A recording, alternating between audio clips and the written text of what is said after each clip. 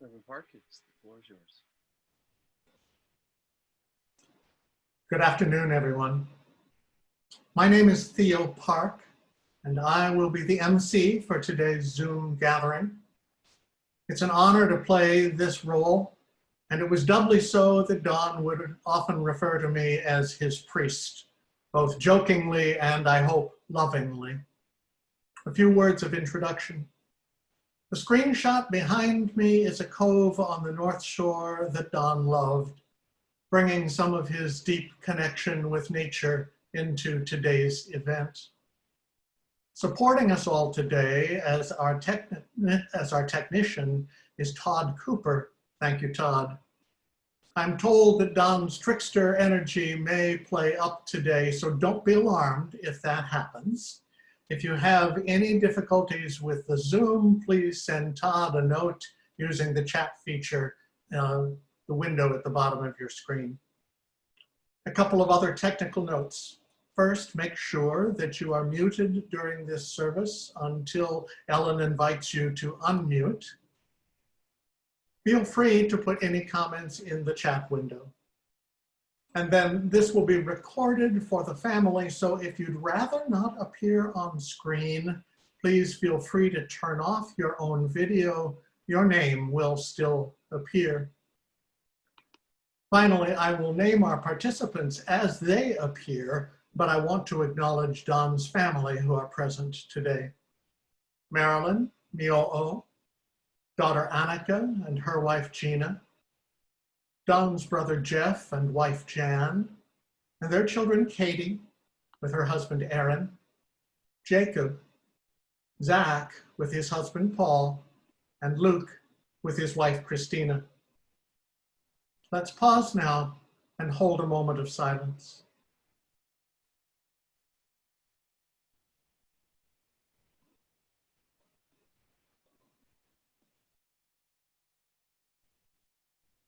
Friends, we are meeting here today to honor the life of Don Habermas-Scher. His spirit has already been released into the universe, so this is an occasion to remember someone we have loved and respected, to celebrate his life and personality, and to comfort all those who have been affected by his death. Our ceremony will weave together prayers and teachings from several religious traditions, as Don did in his own spiritual practice. We have 3 speakers who will offer personal tributes, but everyone is invited to remain online at the closing for a virtual coffee hour of free sharing. More on that as we close. To start our formal service, I offer these words attributed to the Buddha. The Buddha said, "Life is a journey. Death is a return to earth. The universe is like an inn. The passing years are like dust. Regard this phantom world as a star at dawn, a bubble in a stream, a flash of lightning in a summer cloud, a flickering lamp, a phantom, and a dream." We will now hear a recitation of the 9 contemplations of Atisha, which Don specifically directed to be read at this service. The 9 contemplations will be read by Win Frick, with musical accompaniment by Yuval Ron. It is offered as a meditative experience and will include readings and pauses for reflection. The last contemplation will again be followed by a period of silence. Win? Thank you. So these are the 9 contemplations of Atisha.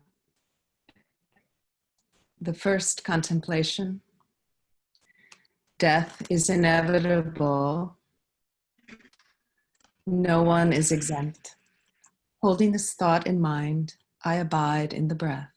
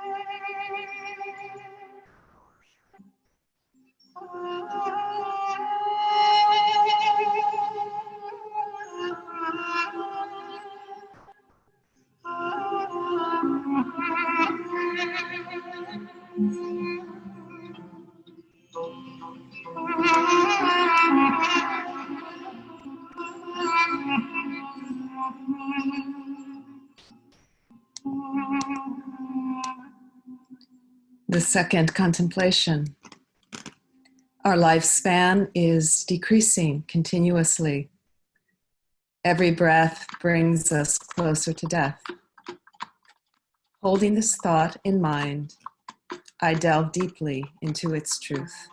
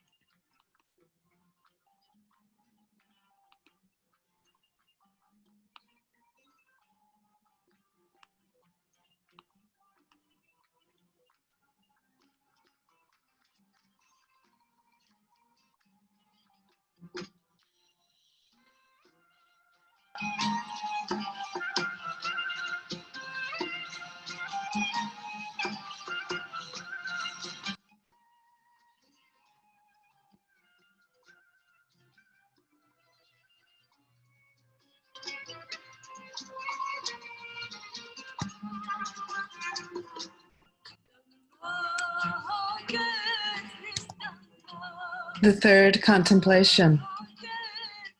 Death will indeed come, whether or not we are prepared. Holding this thought in mind, I enter more fully into the body of life.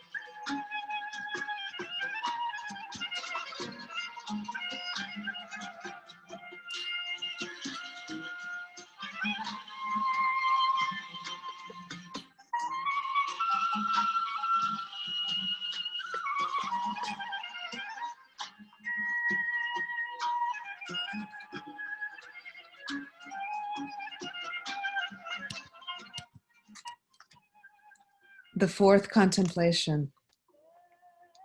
Human life expectancy is uncertain. Death can come at any time.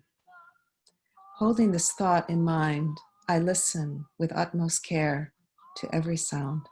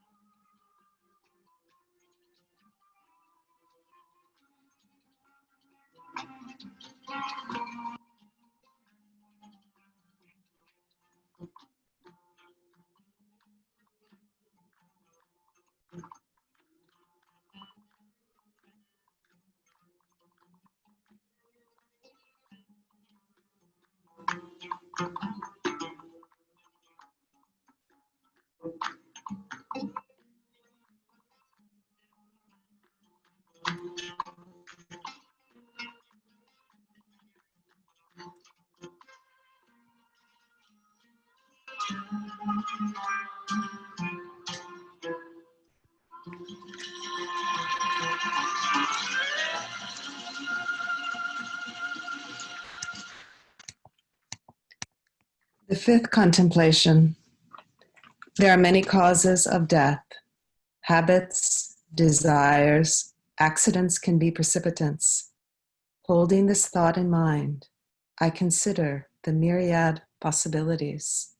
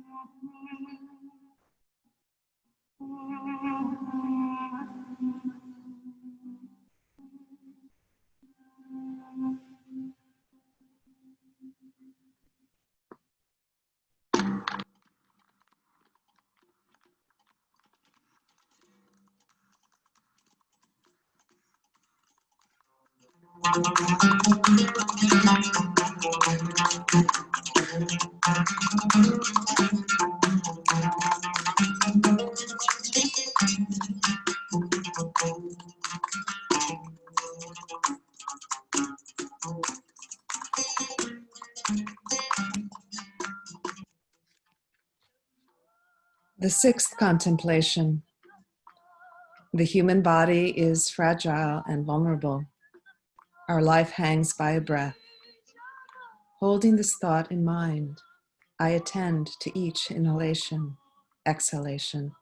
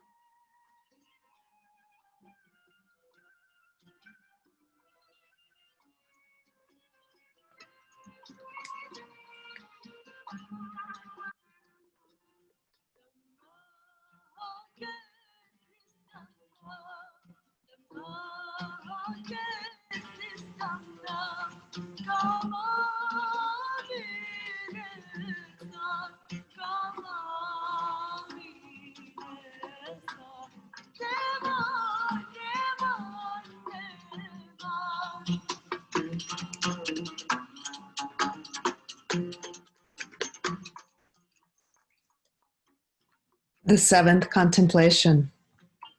At the time of death, our material resources are of no use to us. Holding this thought in mind, I invest wholeheartedly in the practice.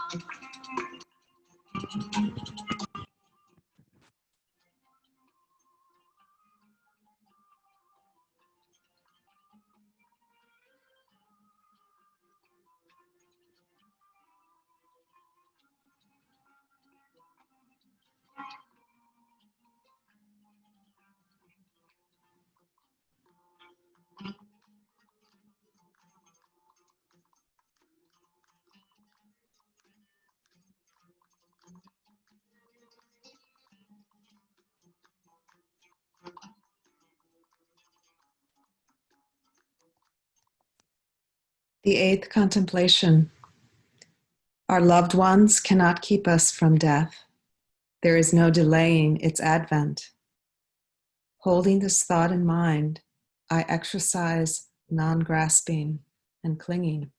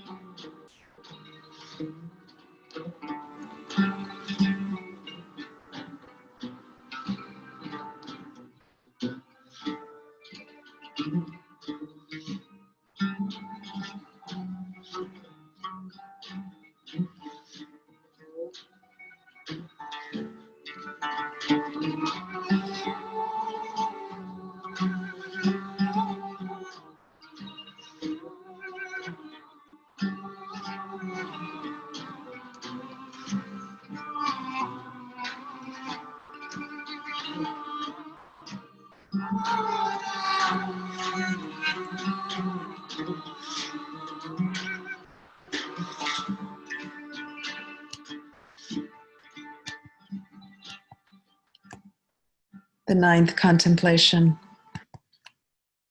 Our body cannot help us at the time of death. It too will be lost at that moment.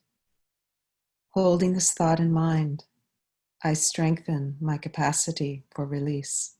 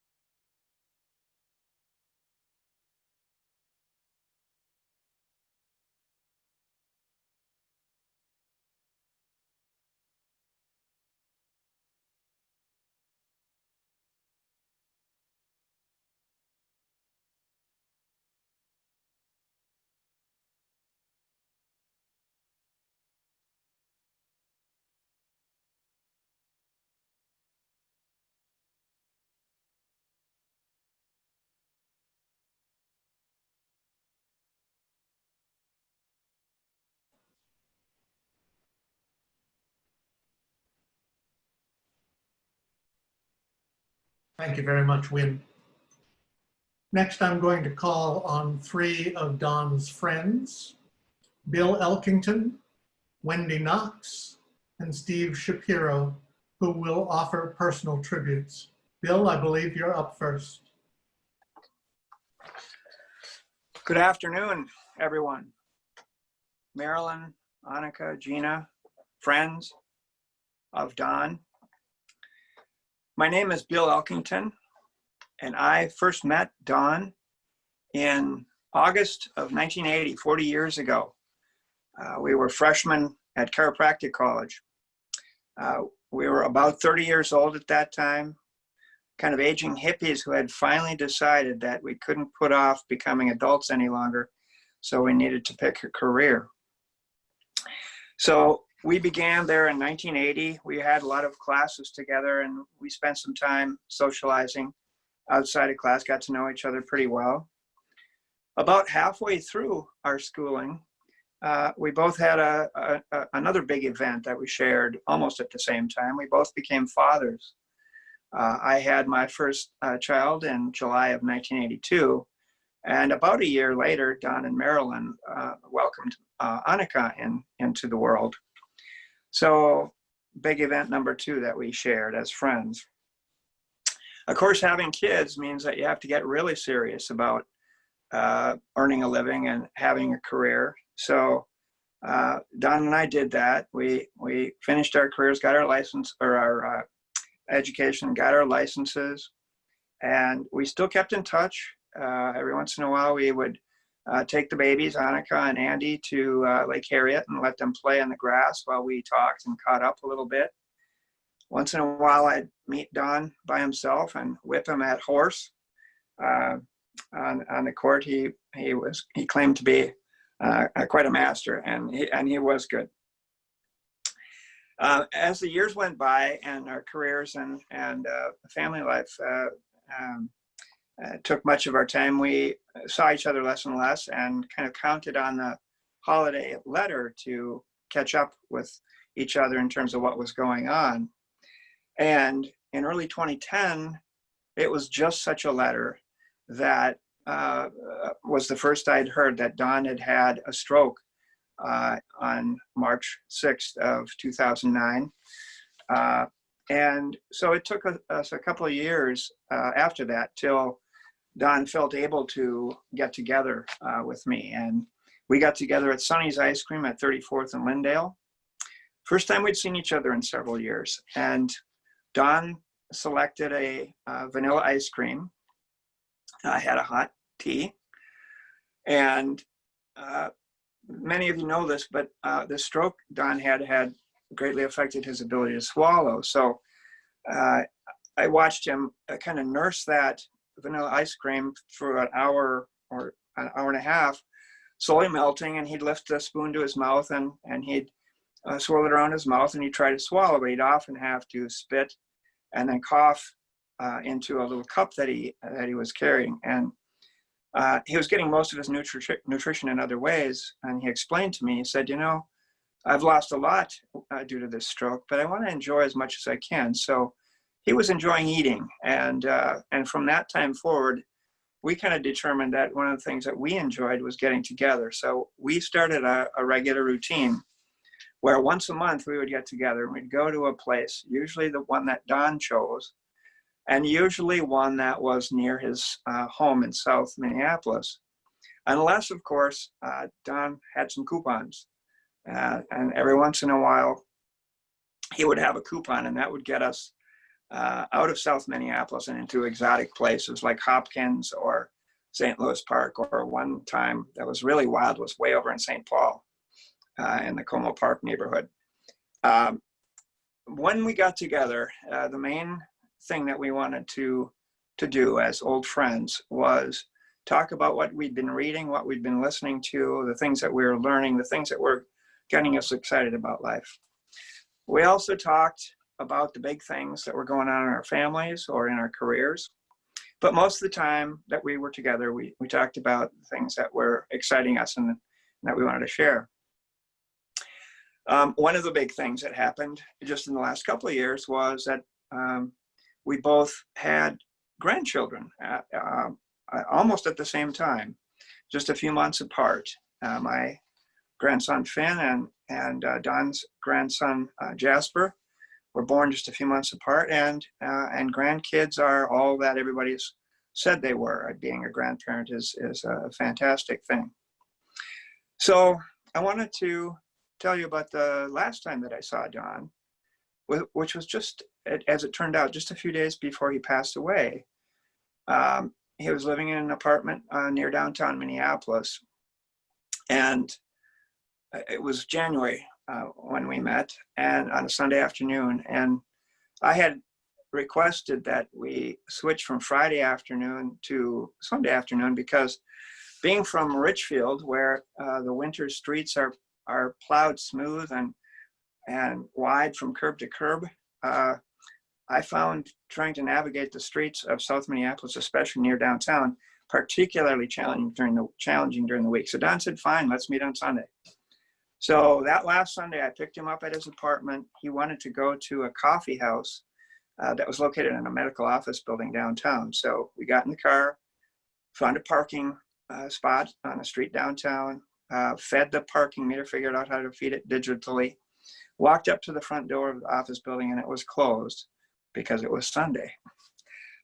So I said, why don't we go to the Segway, this little coffee house, college coffee house near where he lives, frequented by college students, and we'd been there before. We knew it was a nice place. So we drive there. We get there, big sign on the window, closed, Sunday. So by this time, Don's charm at my suggestion of moving to Sundays was wearing off. He said, "Okay, I know one place I can guarantee will be open. That's going to be the canteen, this little coffee house that we had been to several times, not far from his house." So we drove there, and we got there, and on the window was a big sign saying open. So we got in there. We sat at our favorite table near the windows. Don ordered his favorite drink, which was iced coffee, and I got my hot tea. We sat down, and Don had this big smile on his face. And most of you in his life, you have seen Don smile, and he used a lot of occasions to flash it at you. And so I said, "Okay, Don, what gives? What's the reason for that big smile?" And he said, "2 reasons." I said, "What's the first one?" And he said, "Well," this was just after the holidays now. He said, "Well, I just had a visit from my family. They were able to stay near me, near my apartment, and so I saw my whole family, including my grandson, and I could tell it was just a glow with that. And I shared that I had similarly had a visit from my son and daughter-in-law and grandson who live in California. So we shared that together. And I said, "What's number 2?" And he said, "Number 2 is I've been taking this course on Friedrich Nietzsche." And if you don't know who Friedrich Nietzsche is, he's a fairly famous 19th century German philosopher. And I shared with Don that I had run into Nietzsche when I was in college many years ago, and he had excited me too. So I said, "What's the thing that excites you about Nietzsche?" And he said, "The thing that he's teaching me is that life is all about becoming oneself, and that it's a lifelong thing, and it's all about paying attention to what you value and not so much be guided by the opinions or the values of other people. It's all about becoming yourself." And I said, that's pretty much the way that I interpreted Nietzsche when I ran into him too. And so we sat there, two 70-year-old guys who had known each other for 40 years. We shared the books and the music and the ideas, the things that we were learning. And Don, we're smiling at each other across the table, and he says, "And you know what the best thing is?" He said, "At our age, we know that there's a million things that we'll never get to read or see or do. And that doesn't matter. It's just that we have all these things, and we have joy in life." And so we set up the time for our next visit, which was going to be in February. And And what I wanted to end with all of you friends and family is that I had the joy of having Don as a friend for 40 years and watching him becoming himself right up until the end. Thank you very much. Thank you, Bill, very much. Wendy, I'll call on you. Okay, let's see here. Hang on. I'm live, yes? Yeah. Okay. Give me a second here. I imagine, like many of us here, I first met Don as a patient after he was described to me as the best chiropractor in the world. Perhaps that was by Lori Van Wieren, as well as several other folks. And so I brought my car accident ravaged neck into him, and in fact found that Don was a wonder worker and an incredible healer. He tried his best to keep me in line for many years, as he did with so many other artists, dancers, and other folks that he healed. He kept us all healthy and working. And a number of people used to comment, his hands get so hot. Have you noticed that? As he would work on you, his hands did get hot with all the energy rushing to them as he worked through whatever mess you were presenting him with. It was fascinating. So I saw him for years, and with increasing respect for his healing abilities. But perhaps more importantly, we shared a great sense of irreverence and naughtiness. So at one point I was getting a treatment, and I was in the room, and I took great joy in letting out enormous yells with each adjustment he'd make, which just cracked him up. And then as I was exiting through the hushed waiting room, people were looking at me with these wide eyes, wondering what had happened. And I just looked and slyly said, "Be careful what he does to you in there." And that irreverence just delighted him. Beyond the shared respect and irreverence, Don and I also shared a love of theater. As a former theater geek, he was a huge fan of and supporter of theater. And I was fortunate that he shared that love with Frank Theater.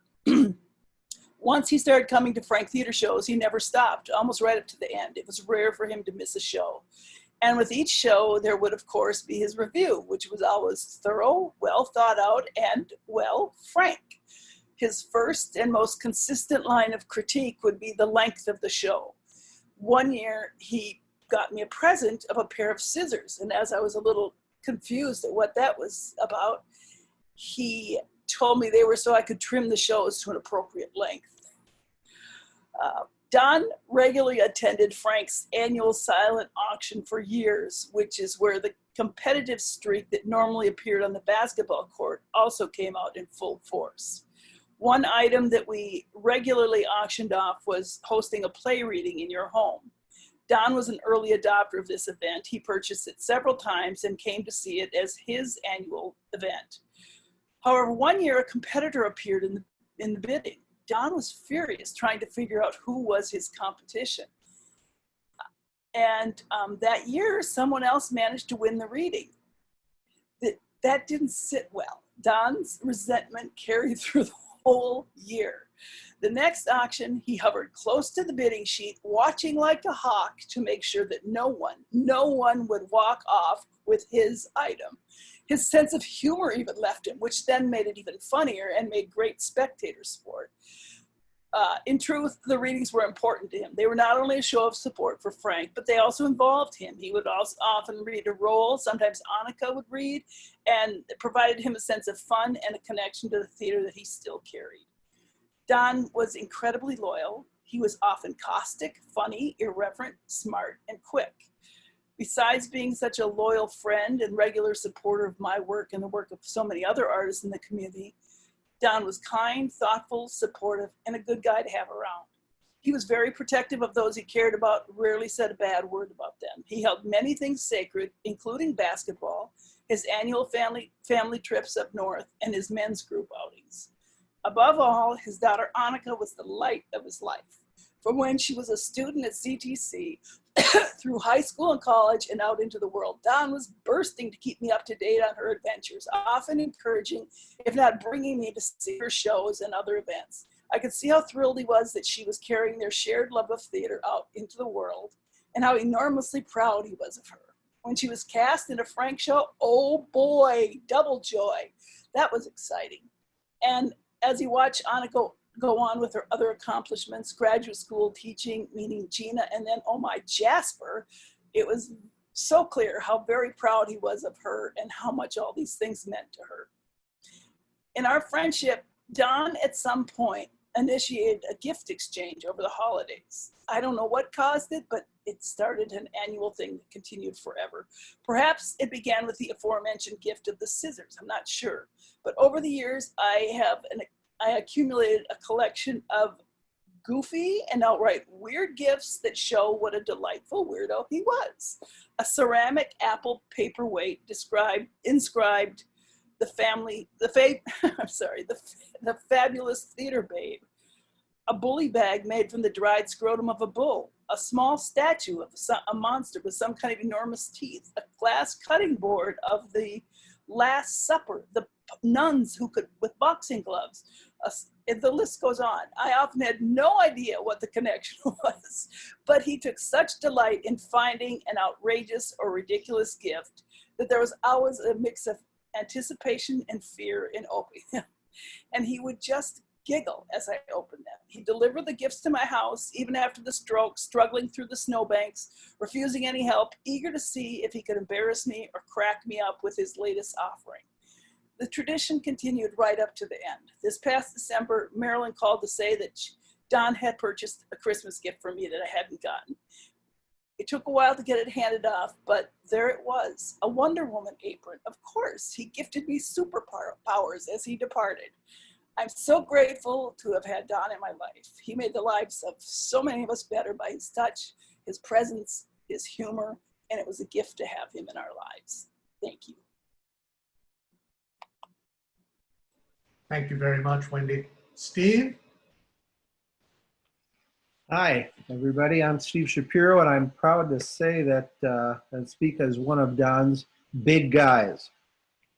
I got an email this morning from Dave, one of our guys, who told me that he was missing Don last night when he was awake, when he dreamt, and in his fields. I have had similar experiences since first learning that we lost Don, as I'm sure many of you have. It's hard to believe that it's been 6 months since we lost him, given all that has happened in our world. There were 5 of us big guys, Greg, Court, Dave, Don, and myself, who have been together for 30 years. 30 years. We started as a unique kind of therapy group and became the closest of friends as we helped each other through our neuroses, our imperfections. We encouraged each other, we supported each other, and we bonded as brothers. We met like clockwork over 30 years' time, twice a month, each taking 20 minutes to share, to check in, to share details of our world, to get feedback from each other. We shared a lot, we laughed a lot, we cried a lot. Twice a year we took trips together, wonderful trips, usually up north. When we were younger, in our younger days, we trekked into the Boundary Waters, then making the transitions to simple cabins up north, cabins without electricity, and then eventually to more elaborate homes with dishwashers and disposals and laundry. At Don's insistence, we extended our trips from long weekends to up to 5 nights at a time, whenever possible. We also took some longer journeys to Mexico, to Costa Rica, which was where Don met and fell in love with his first sloth. We went to the Rocky Mountains, and we went to Zion National Park, which is a trip that we took just 6 months after Don's stroke, and that was a trip that he was determined to make. As a group, we learned much from Don about love, about generosity, about self-acceptance, and about Don's unique perspective on life. Earlier in our group's history, I remember that I was having a particularly difficult time, feeling unloved, I recall. And someone in the group suggested that what I needed was a fan club. A fan club. The next time we met, Don had created a fan club. He opened up a bag with stationery that he had printed and gave us all pads announcing the Steve Shapiro fan club. That was an incredible giving side of him. He even named himself the president of my fan club. It was an incredibly generous and giving side of Don, whether he made you a special t-shirt or wrote you a song or gave you a bull scrotum. There was one time that we were preparing to head north for one of our trips that Don told us he wanted a chunk of time for a special activity on one of our days. It turned out that what he wanted to do was play Monopoly. But this version was not Monopoly. This was My Big Guy-opoly. Don had created properties that were based on all the places we'd ever been together. And the community chess and chance cards had real experiences that we had shared. Don had spent hours upon hours putting together a Monopoly game based on our men's group. And he was absolutely giddy to share that with us. There was clearly a very giving, very generous side to Don. When I first met him, he shared that he had been taking drumming lessons. This was when I learned something fascinating about Don's view of economy, that if you had something interesting to trade, in return for his magnificent healing skills, he was interested. He made many deals with people over the years, many of which I don't even know about. He traded for carpentry, he traded for bread, and in this case, he traded for drumming lessons. Don came to our group one night, and he shared that he had come up with a beat, a rhythm that he taught us, and it went like this.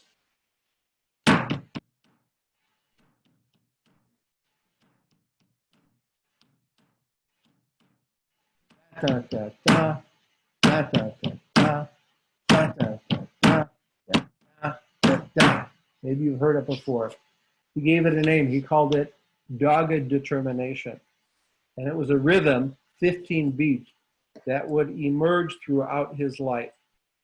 It was a beat that would drive three of his core qualities. He was consistent, he was persistent, and over time, he learned how to become insistent. Don was as consistent as anybody I know.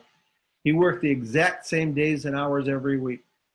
He went grocery shopping at the same time every week at the same place, the Wedge, and he pretty much bought the same groceries. He spent the holidays the same way every year. The 4th of July was always for affirmation softball. He was the pitcher. His summer vacations were spent at the same place, up north on the Gunflint Trail at Heston's in the same cabin with his family. And on Halloween, it was always the same. He dressed up his skeleton Max along with his co-office workers 4 times, 1 week each, in the weeks up to Halloween.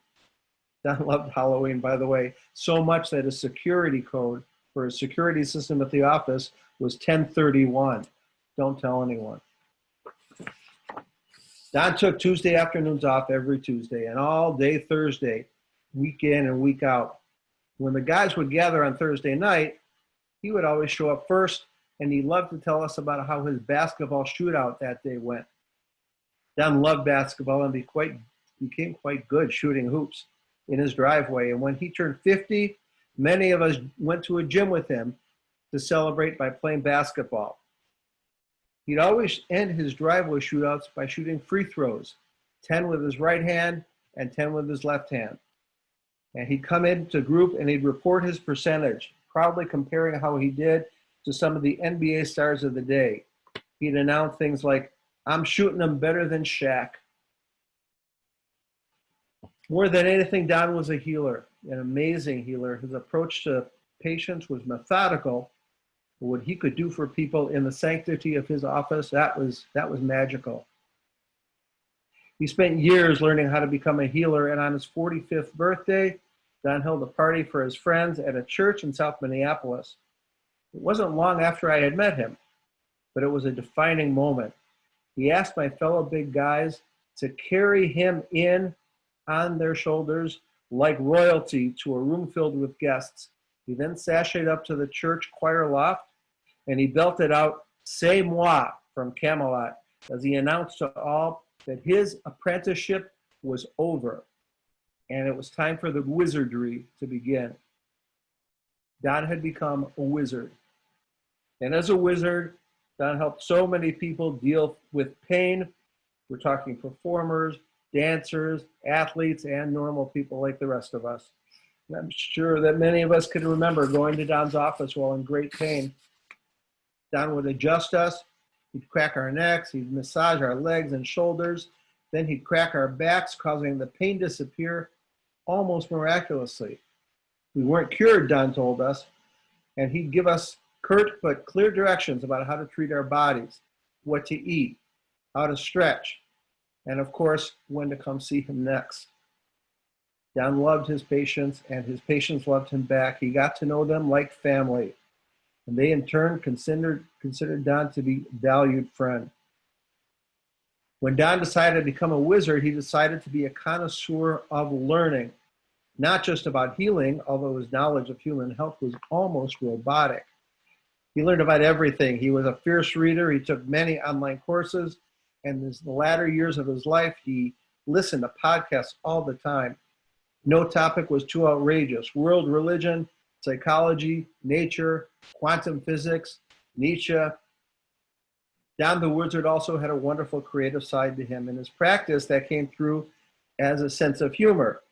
Not just dressing up his skeleton in Halloween costumes, but he loved to crack people up. Crack people up through jokes, I mean. At Midtown Chiropractic, Don's patients would enter his office and we'd wait for him in his waiting room. Don was almost always on time. And when it was your turn, he'd walk to the front desk, he'd pick up a file, and he'd say, "Steve, come on back." He followed back into his chamber of magic. If he knew you as a fellow joke teller, he would drop one on you the moment the office door closed. This was not spontaneous, but a moment he had been preparing for. He was always looking for new jokes to tell, and the fact that he would deliver it at that very instant that you had you alone in his office showed this little kid eagerness that he had that was always part of him, even when he was working. He practiced jokes. He thought about them as he prepared them. He even improved them sometimes. I won't tell you the story about the joke we used to share, the one about Queen Elizabeth playing password, but perhaps we can do it another time. If you were treated by Don, you were usually directed onto his table to get on your back. That was when you saw another one of Don's wonderful quirks. Annika's artwork was taped to the ceiling. I remember her drawing of Mickey Mouse in particular. Annika. How much did he love Annika? We have documents to prove that Don was the best father there ever was. He was so proud of Annika, the daughter who she became, and he demonstrated his love for you, Annika, in so many ways. He treated your grade school artwork as art, taping it up to the office, putting it on t-shirts. Don read to Annika every night, not just books, but long books. The Chronicles of Narnia, the Tolkien trilogy, with different voices for each character, performed with the gusto of the actor he was. These readings were recorded, and they still exist, I am told, meaning that perhaps one day we will get to listen to them. At night, every night, Don would dutifully braid Annika's hair. They would pretend they were doing radio programs together. He performed in school talent shows with her.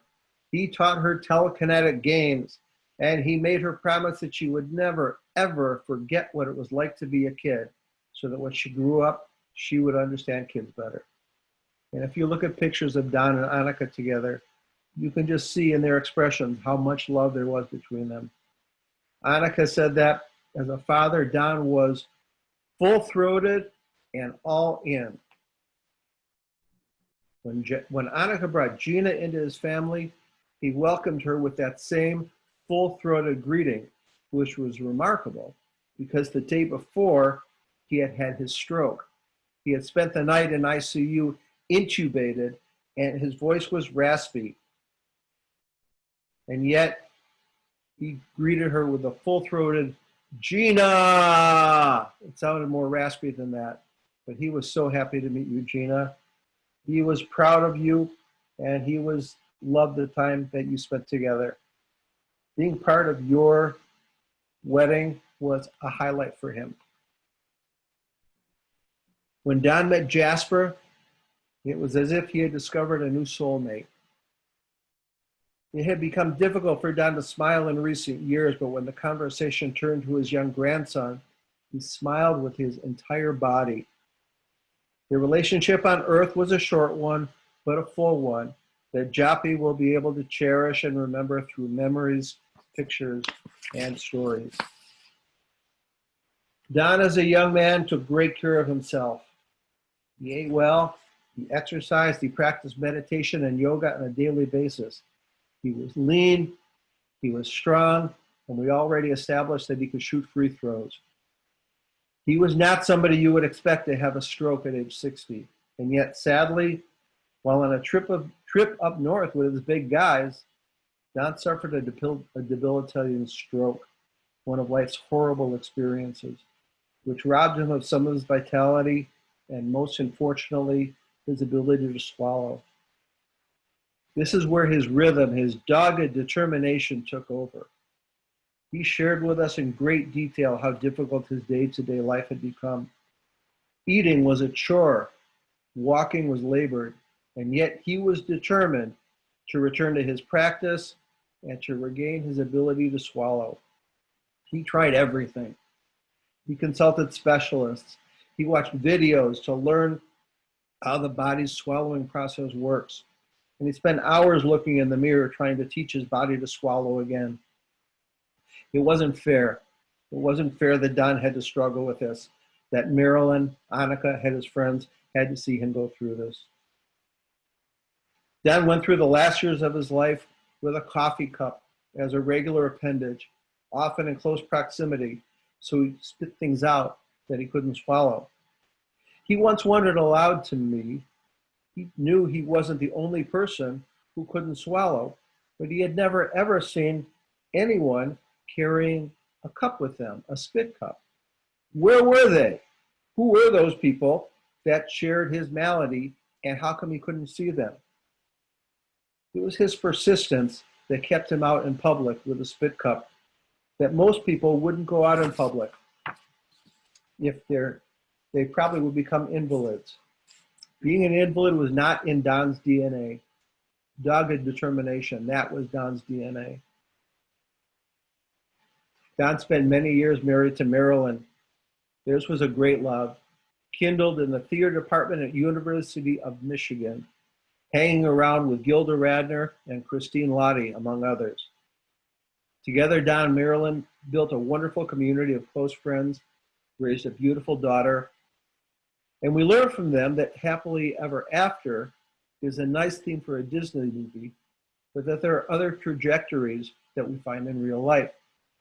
Don valued his marriage to Marilyn a great deal. He also learned that taking care of himself meant finding pockets of independent alone time when healing, generous, responsible, loving Don just needed to take a break and be plain old Don. In more recent years, and especially after the stroke, that independent time became more critical to his mental health. And he became determined to change his living situation and to live independently. This ending would not fit Hollywood, but it did fit Don. And last fall, he moved into his own small apartment.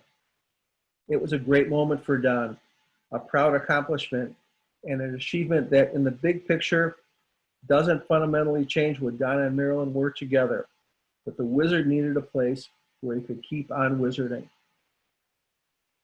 So today we're no longer in limbo. We can say goodbye to our friend Don, who taught us that dogged determination can be a powerful force, that love abounds, that there are many ways to travel through life, and that young and healthy is a state of mind.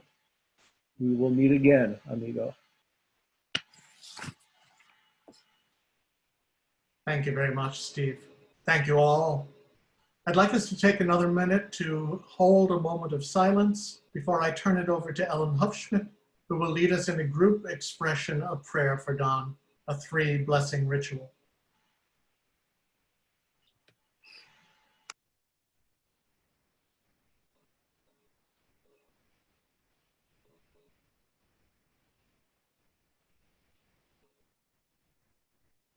Ellen, I'm passing to you.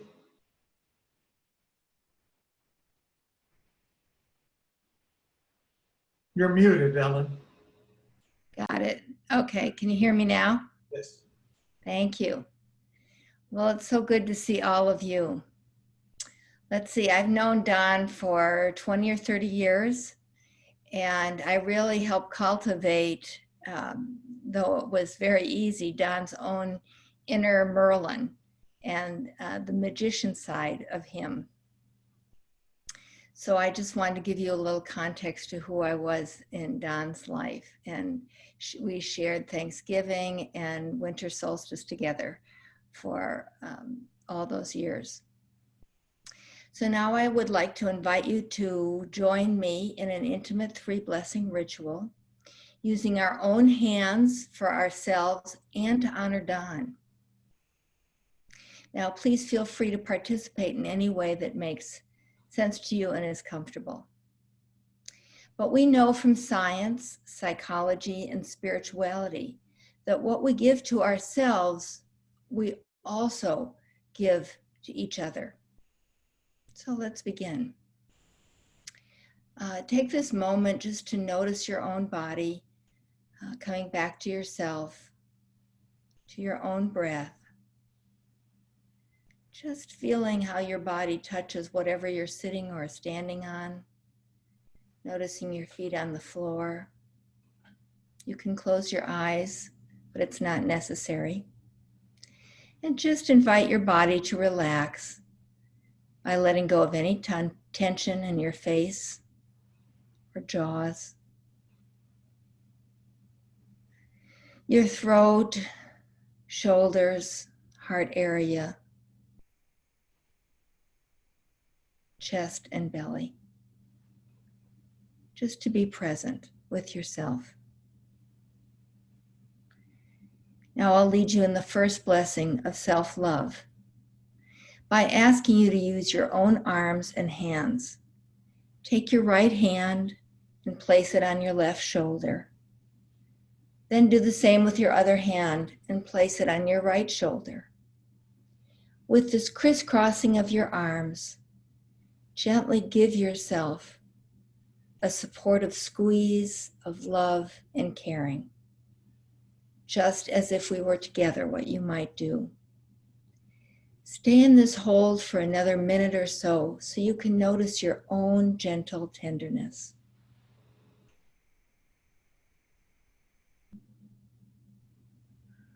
Just relax into it. I'm going to say a blessing, and when I'm done, I will ask all of you to repeat what I have said together. And for this part, you can all unmute yourselves.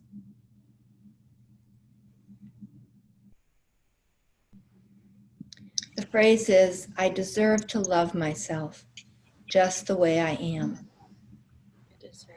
I am I at peace. deserve to love myself.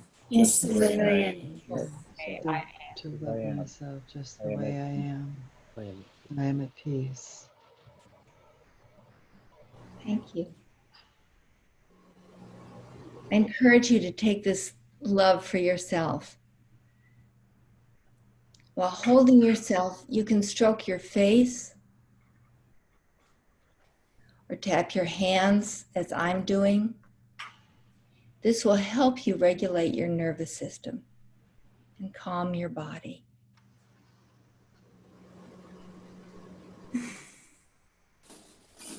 Now continue to hold this hug as I offer just a few additional words. It is this beautiful, loving body that has lived through suffering in the past and now faces the pain of Don's death. Give it the tenderness and gentleness it deserves. With the help of your imagination and intention, let this hug be the one that you share with your friends here and family that are grieving, all of us who are grieving together. Let us all send this hug, Don's spirit, and all those in your heart as we open our arms.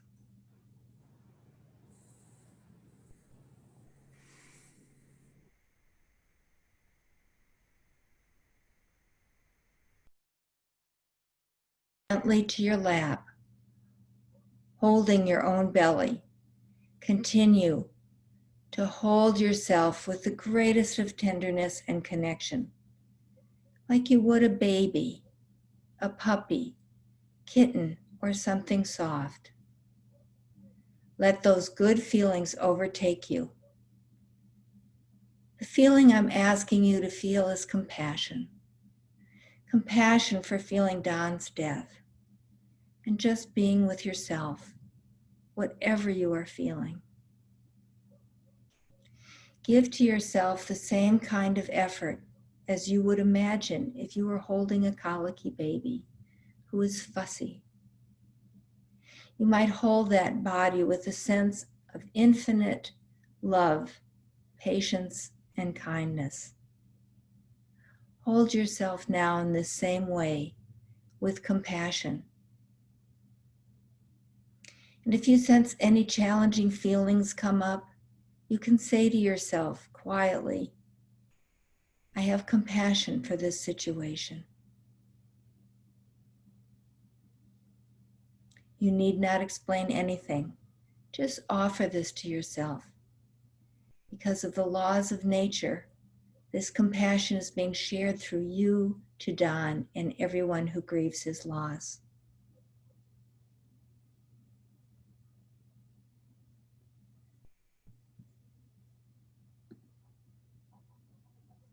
Now for the final blessing of gratitude. Together, let's raise our hands to our third eye and thank ourselves for all the times when we were able to view life and the world with an equal's view, one of spaciousness, clarity, and acceptance. Also appreciate your own intuition and inner knowing that guides you. Next, place your hands on your heart and speak to yourself of gratitude for all the times your heart has opened to embrace gifts of kindness towards yourself, others, and all living beings, including nature herself. Recall the times when you have been kind, forgiving, non-judgmental, or self-sacrificing without resentment. Now bring your hands together and thank yourself for the many ways we take care of ourselves, each other, and the world. These may have taken the form of work of gathering resources, giving pleasure, healing, listening to yourself and others, or just sharing who you are. Raise your two hands now, high like a waterfall, and receive these gifts as they fall from your hands. Look around. We're Don's community, and he has been here with us today.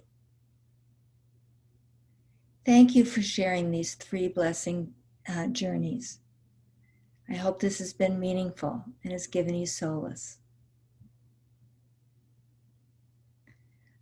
I'll now turn it back over to Theo, who will continue with the service. Thank you, Ellen. I'm going to conclude this service with a passage from the Tao Te Ching and then a blessing. From the Tao. Look and it can't be seen. Listen and it can't be heard. Reach and it can't be grasped. Above, it isn't bright. Below, it isn't dark. Seamless, unnameable, it returns to the realm of nothing. Form that includes all forms. Image without an image, subtle, beyond conception. Approach it and there is no beginning. Follow it and there is no end. You can't know it, but you can be it, at ease in your own life. Just realize where you come from. This is the essence of wisdom. Don, happy warrior, wise one, at ease in your own life, here is an old Celtic blessing for you, slightly adapted. Deep peace of the calling moon to you. Deep peace of the shining stars to you. Deep peace of the sighing pines to you. Deep peace of the dancing wave to you. Deep peace of the moonlit night to you. All creation pour its healing light on you. May the road rise to meet you. May the wind be always at your back. May the sun shine warmly upon your face. May the rain fall softly on your fields. Until we meet again, may nature hold you in the hollow of her hand. Blessed be. Blessed be. This ends today's ceremony, but you are invited to stick around for an open mic period of sharing, should you choose. Todd will explain to us in a moment how the procedure goes. But first, I want to remind you, everyone, that Annika and Gina are hoping to create a video repository of stories about Don. Information about this was included in the Zoom invite, but if you have questions, please reach out to Annika. They will also be collecting written stories if you don't feel technology proficient. Thank you all for being here. Over to you, Todd. Thank you, Theo, and thank you everyone for being here today. If I can help Marilyn by explaining how our participation section works. And so there's 105 of us in the room right now. And so in order for us to have adequate and quality time, we're going to use our participation feature where we can raise hands. And I'll be available for the next moments here to help Marilyn in the process of getting a flow of how that's going to work for everyone who wants to contribute. Obviously, afterwards there'll be further time, but for this this moment, we're going to try to do it in this way. Is there anyone have any questions or concerns about how to raise their hand or how to indicate that you would like to go first? I'm going to highlight Marilyn here. She is receiving your, and then we can actually have it go to select to the folks who are speaking at the time when it's happening. So do we have a first person that'd like to? Looking for hands here. I don't see any yet. I tried to raise my hand. I can only do thumbs up or clap emoji. I see. Actually, why don't you just start the way you are, and the fact that you've unmuted, that's terrific. If you want to begin, that'd be great. Awesome. Okay. Well, I'm Luke. Hello. I'm Jeff's son. Hi, Aunt Marilyn. I am the son of Don's brother. I have a couple things to say. First of all, we grew up spending Christmases with Uncle Don, Annika, and Aunt Marilyn. Just like, you know, every other Christmas, we had them come to us, and we would also spend summers in their cottage. It was really fun. It was a great time. But there's like three defining things that I'd like to say here. One, Uncle Don, no offense, Dad, but Uncle Don is if you took the fun side of my dad and put him into another person, that's who he was. My dad was very serious all the time, and Uncle Don was just, he was like the cool uncle who came by with a cigar and a motorcycle and just was like, hey, I'm your cool uncle. No offense, Dad. Two, Uncle Don introduced me to cigars, which I still enjoy to this day. And I remember him coming to our house and sitting on our front porch smoking a cigar. And I was like 9-10 years old. And I was like, yuck. But now I enjoy them, and I really like them. And it's like, I think that's the first experience I had with a cigar was with Uncle Don. And three, this is probably the most defining thing, is every single birthday, every single year that I had a present, I had this weird fascination with dragon statues. And Uncle Don, without any provocation or any like hints, he would send me dragon statues. Like I have 30 plus dragon statues. I have one. Do we have one right here? Is it still here? Oh, I got this. I had this weird thing where I collected dragon statues for the first 20 years of my life. That's my wife grabbing him right now. And he would get me one different, unique, and special in its own way. And this is actually one of them from him. And they were like something that I would show like on my in my bedrooms that I had. And they were super cool to me, and I loved them. And every single year, Uncle Don would give me a brand new one that was like just completely out of nowhere. It was just something that I would never think of, but just like a cool thing that just like fueled my little collection. So he was eclectic and different and unique as a family side, that because my mom has so many family members on her side and my dad only had his brother. So we had so few things to see from him, but every year we would get something special and different from him. And it was awesome. And I still have them. I still have every single one of them. Every single thing that he's given me from my growing up years are still with me today. So that's all I wanted to say. He's left an impact. He still has memory in my brain, even though the last time I saw him with Annika and Gina's wedding, which he was such a trooper there. Like even right after his stroke, he was still like being the party man. He had his cowboy hat on and he was just killing it. And I just remember him like that. And it was awesome. And it was like in the mountains of New York, in the middle of nowhere. Like I was like, my car barely got there. And he was just after his stroke and he was killing it. Like he was just so vibrant and lively. And it was insane. And it just, I don't know. It's weird to see a different side of your dad. Like to see it's hard to explain because like I have two brothers. I don't have three brothers. I'm an idiot. I have two brothers and I see Uncle Don in me. Like I get it now. Like my dad's so serious and tough and stoic. And then Uncle Don's got that schmoozy, that like wants to charm your pants off side. And I'm like, hey, I kind of see it now, but I also have the side of my dad where I'm like super. I'm going off on a tangent here, but either way, Uncle Don was a great part of me growing up. Like he was awesome. Yeah, just talking to him, I didn't understand half the things he said to me, but I loved it because it was different and it was cool. He was a great uncle that like, yeah.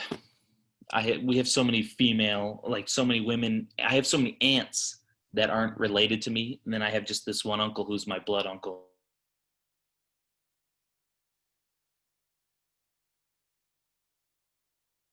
Grew up with it and saw it and it was cool. Oh no.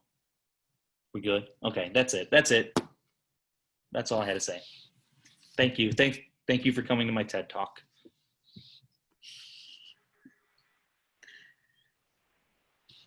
Thank you. Does anyone else would like to? I think it's best because I don't see participation hands. It might be best to just unmute yourself, and if you hear someone else talking, maybe take a turn. But if you'd like to, there we are. I'll speak. Perfect. Hi, my name is Dorit Sapis, and I'm in Los Angeles. I feel like I grew up with Marilyn and Don, even though we met, we were already grown-ups, but I really do feel like we were still children. And Annika, my God, Annika was really a baby. We were kids, but she was a baby. But there were two things I learned from Don. Men in tights. It was the first time I ever saw a man in tights, was seeing Don fence, like you know, the whole garb and the cape, and he loved the cape. I don't know why he loved that cape, but he introduced me to Men in Tights, and I never heard of Narnia before. And yeah, I mean, going to their home, especially in the evenings, Don was always reading Narnia to Annika. And so that's all I wanted to share. Was he was a very eclectic man, and he taught me about Men in Tights and Narnia. I miss you, Don. Bye bye.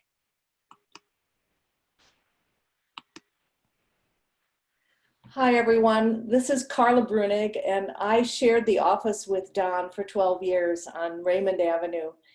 And, you know, he was a wonderful office mate for 12 years. And I have to tell you a few stories. You know, people have been talking about the bull scrotum, and there was a magazine called What on Earth? And it arrived every month, and it was Don's favorite piece of mail, and he would look through it, picking out the next thing he was going to order for whoever. So that's where all those little gifts came from.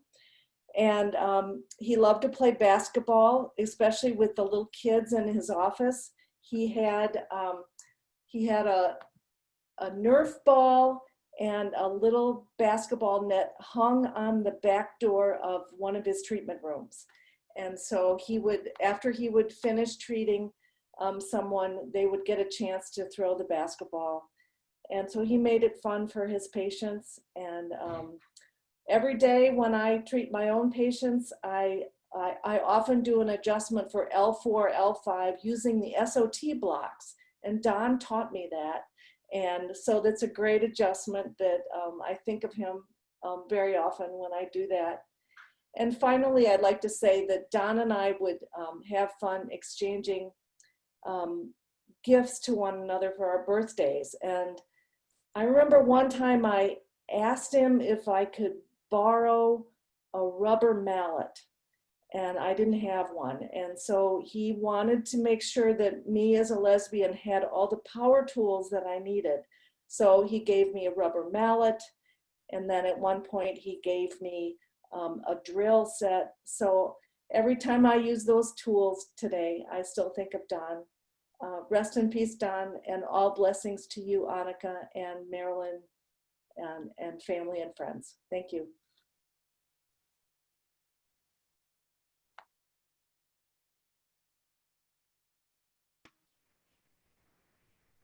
I might ask for someone else that might like to speak up. Well, I can say something. I just came in a little bit late. I'm so sorry, but I did hear much of what you shared. And it was really great to learn something about what went on amongst the men when you were off doing your stuff together. Let's see. Dorit said that she grew up with Don and Marilyn, and I really grew up with Don and Marilyn. We were in college together at the University of Michigan.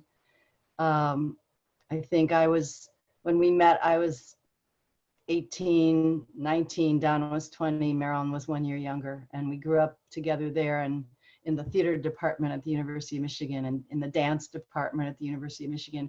I think Don taught me what counterculture meant, even though I was the University of Michigan was the place to be in the 1960s if you wanted to find out about counterculture. But I was managing to stay pretty straight and narrow until I met Don. And Don pulled me off the straight and narrow path in a number of ways.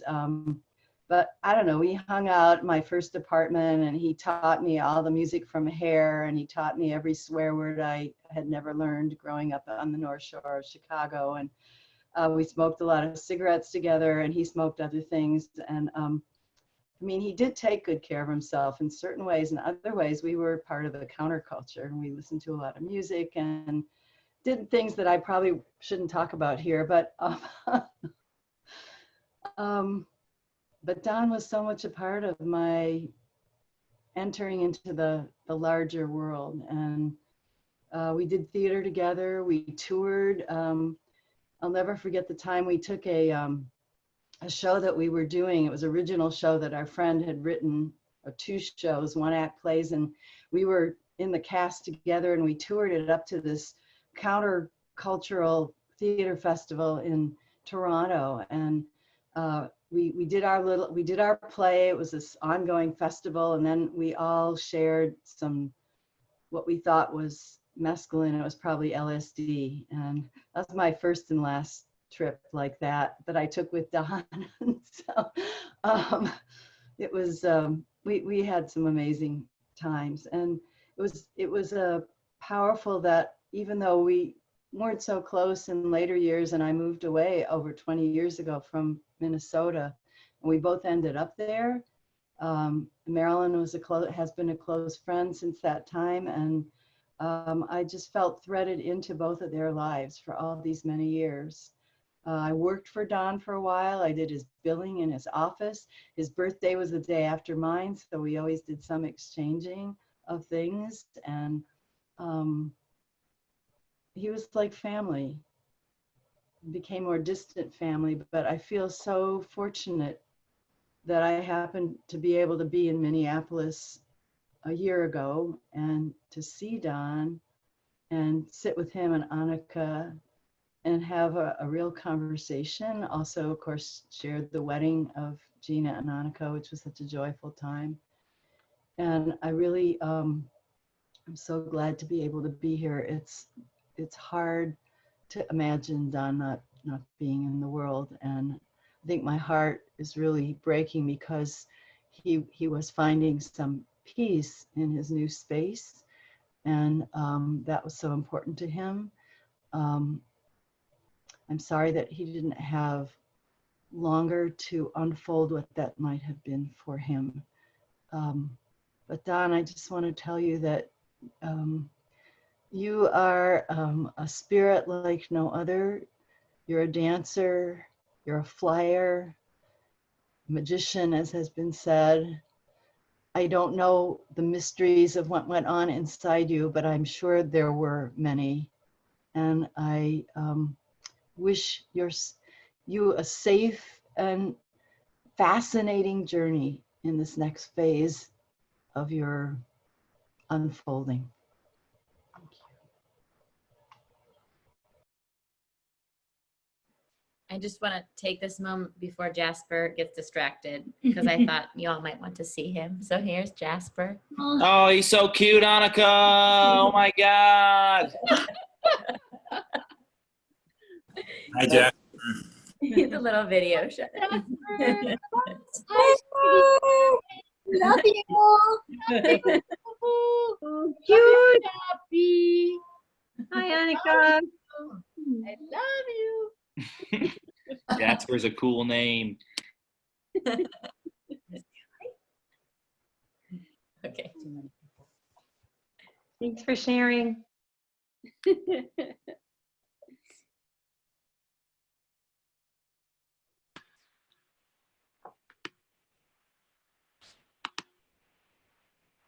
Oh, am I in charge now? Now at this point, I would good. like to give you the room to have shared moments with family, friends, and acquaintances. And so, if it's comfortable to you, would you like me to continue, or would you be all right in the popcorn style that it's sort of been?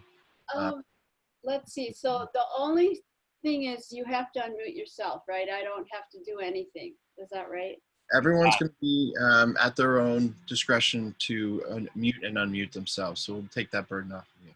All right. And if I have a question, I'll ask Wendy. Thanks, Todd. All right, you're very welcome. Thank you, Todd. You've been fantastic. Remarkable man, and I think you had a wonderful celebration for him. I think he's very lucky wherever he is in his astral plane. So, I like your hat, Todd. Thank you so much. Thank you so much. I can't see you right now, but Thank you, everybody. I want to thank everyone for being here. It's really incredible. I'm just grateful we could do something. Yes. That was a very weird time to not be able to be together. So I'm so grateful for you taking the time to be here and show up, and I'm trying to see everybody because it's so great to see your faces, your beautiful beings. Yeah, and so normally I would be floating around hugging you and laughing and crying. So it kind of sucks. I can't exactly hug you. Judith is downstairs wearing a mask. Yeah. So please feel free to unmute yourselves.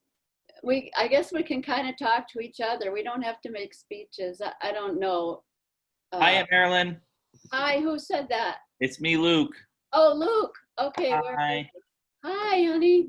Just saying hi. Hi. Oh, hi. Thank you for.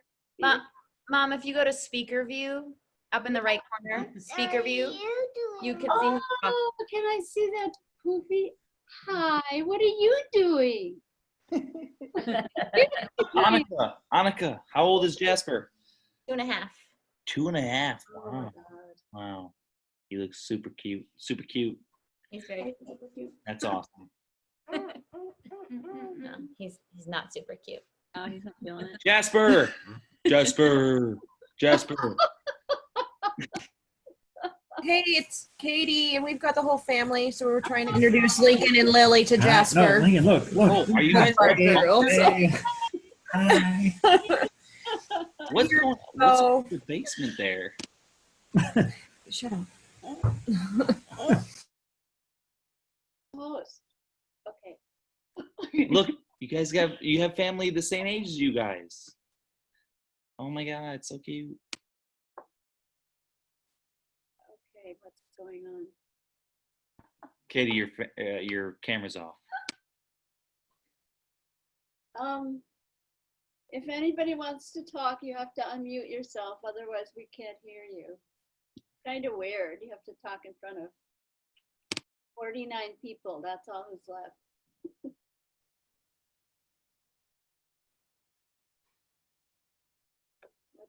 Is there something I can do? Ned, what's that monkey? There's a monkey behind you, Ned. Where's Ned? Oh, we can't hear you, Ned. We can't. Yeah, I don't know. Can't hear you, Dad. You're not muted, but I think maybe your microphone isn't working. Oh, there's Mr. Fufu.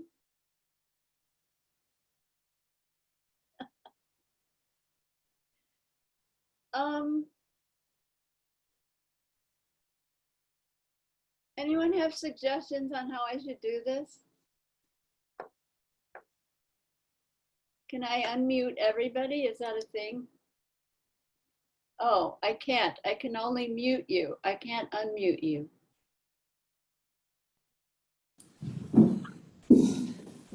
Marjorie here. It's really nice to see you, Annika and Jasper and Gina and Marilyn. Really lovely service. We're sending kisses. Mwah, mwah, and love your way. Wish we could be in person.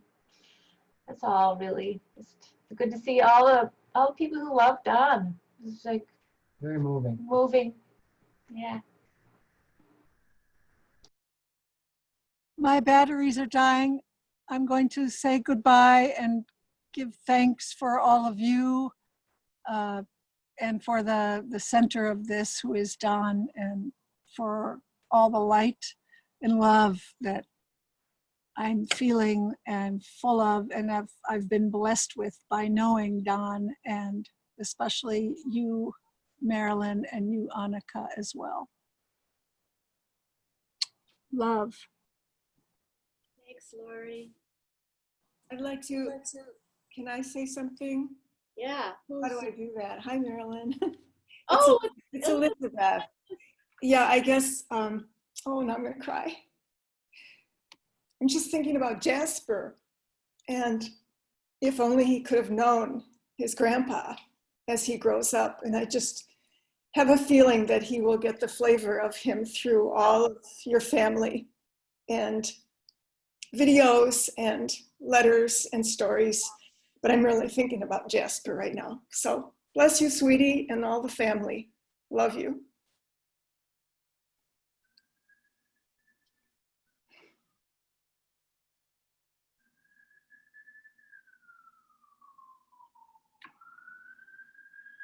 Yo, thank you very much. Thank you, and Annika, and for setting this up. This has been really great. A kind of an unexpected visit with Don and with his extended family and community, which is really, really lovely.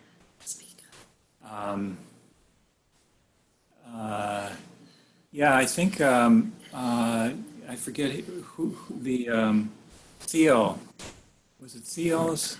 No, it was, anyway, that lovely description of how Don, in a sense, needed a little private time at the end, you know? It's kind of like he was kind of transitioning. He was kind of going into the waiting room, and he just needed to kind of do that a bit by himself. And, you know, that's my feeling, you know, in a sense, it wasn't personal. It was just Don's way of navigating his last time. So anyway, I'm very happy I had a chance to know Don, and of course very happy to know Myo and Annika and Gina a little bit, and the wonderful Jasper.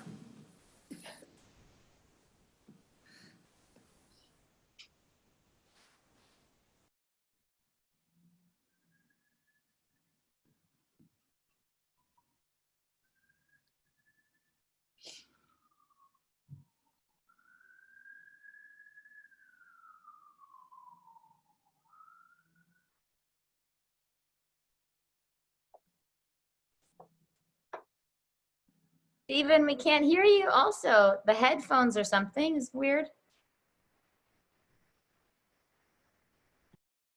Oh, look at Jasper. He's so cute. Hi, sweetie. Oh, cute. Cute. He's so cute. Oh.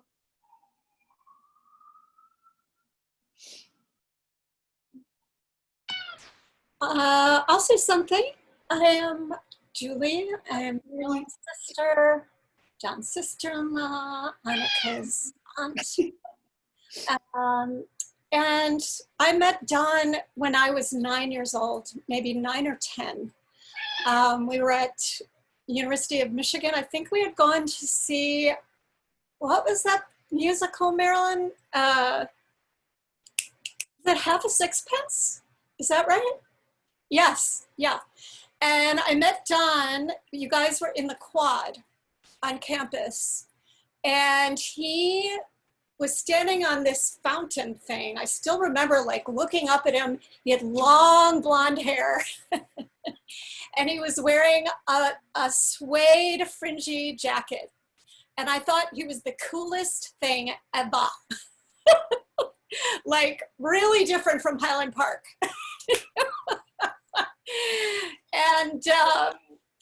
And he was just,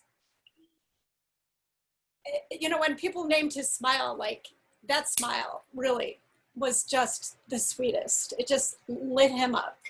And he clearly loved kids, and he could not have been sweeter to me.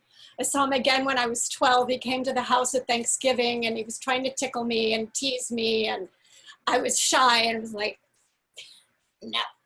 But I think the one thing I want to share that all of you already know, and it's kind of been mentioned, but well, you didn't know this. I was present at Annika's birth. I was lucky enough to be there. And Don was like amazing. He was right there the whole time. He was completely present, supporting Marilyn during labor and delivery, and then that baby came. Forget about it. He was madly in love. He was madly in love before Annika was even born. But I mean, he was so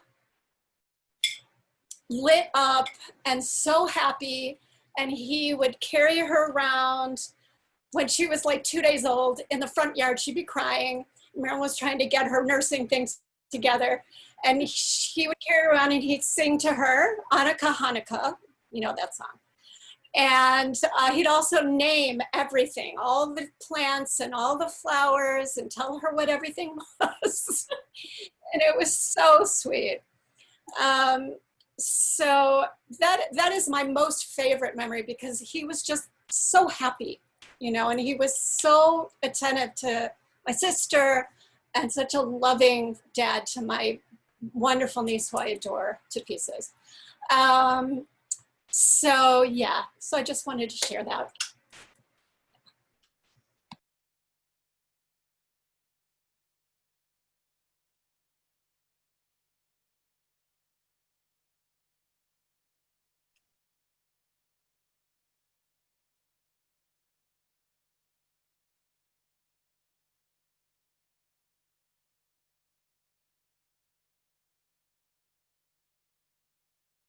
This is like a Quaker meeting.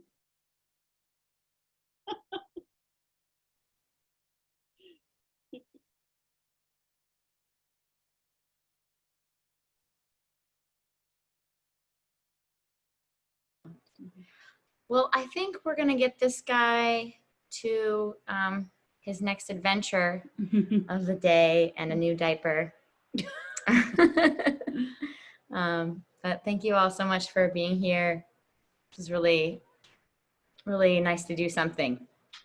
I couldn't be in person, and I love you all so much.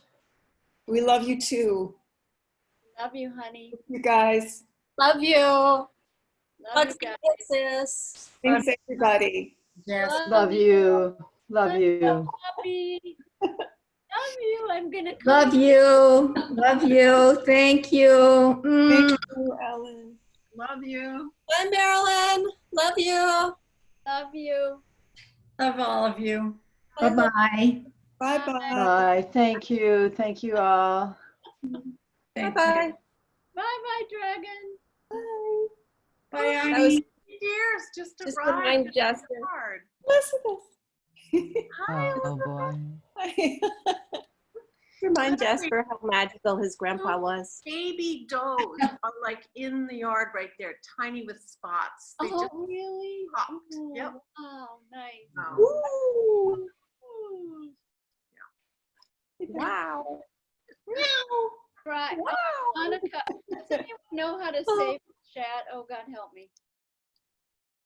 Where is Just go down to the, there's 3 dots there next to the chat, in the chat.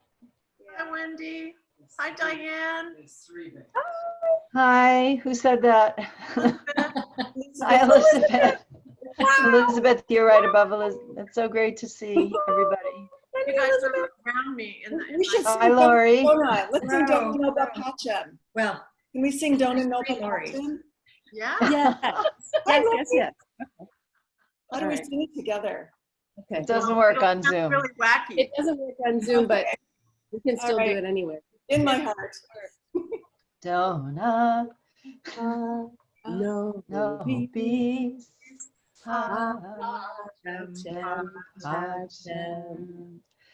Dona, no peace.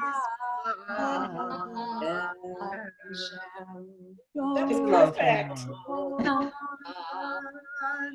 Nobis pacem. Dona nobis pacem.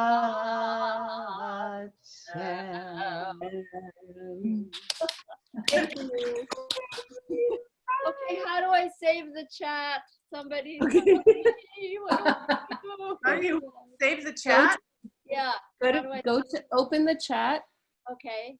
Okay, and at the bottom, there off to the right, you see a little thing. There are 3 dots next to the word file. Yep. Okay, click on the 3 dots. I did. Okay, and then when you click on the 3 dots, Yeah. what's it saying? Participant can chat with no one, host only, everyone publicly and privately. Uh-oh. None of the above. Let's see. I'm taking photos of the whole chat, so we'll at least have Oh, a like brilliant. photographic record of it. Oh, that's all we need. So I just took screenshots, so I think we should have something now. Okay. Yay. Nice.